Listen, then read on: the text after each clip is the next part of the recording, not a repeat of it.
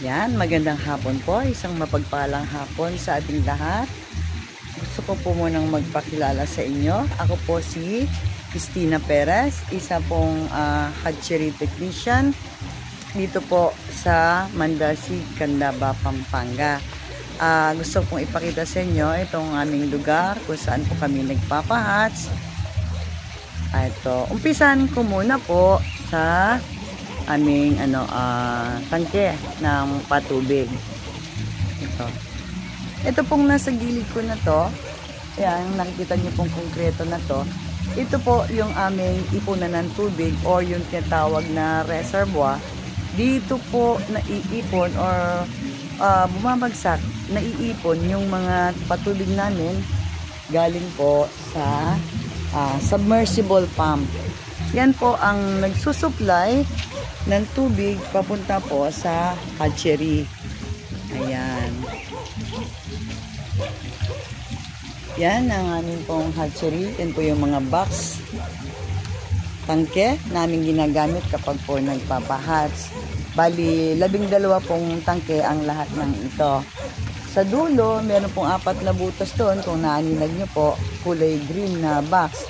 Doon naman po nag-i-stack kami ng breeder, male and female, para pag magpapahatch po kami ay ready na. Ito naman po ang sa unahan, yung may mga duckweed. Ipinapakain po namin yan sa mga tilapia na tumutuloy po ang tubig namin sa waterway. Yan. Na ang pakinabang po, lahat ng mga nursery pond or kung saan kami nag-stock ng mga fry, doon po tumutuloy. Ang nanggagaling na patubig namin ay galing din po sa daloy na nanggagaling dito sa hatchery. Ito po yung unang box na to na may mga asola.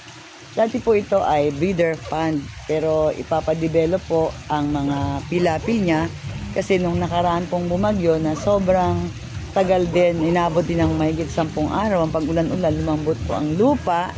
Ipapadevelop po yan. Ngayon, inilipat muna po namin sa kasunod na kahon. Doon po muna namin ilipat ang mga breeder. Sa dulo po, yung mga butas pa doon, 4 po yun. Yun po yung aming nursery 1 kung saan po kami naguhulog ng mga fry. Yun po ang pinapakita ko sa inyo. Dito naman po kung saan kami nakatira para malapit po sa hatchery, dahil ang hatchery dapat po tinututukan. So, hanggang dito na lang po. Please, paki-follow na din po at pa-subscribe po ng aking channel. Nagbabalik pong muli, Cristina Perez. Maraming salamat po sa inyong lahat. God bless us all. Thank you.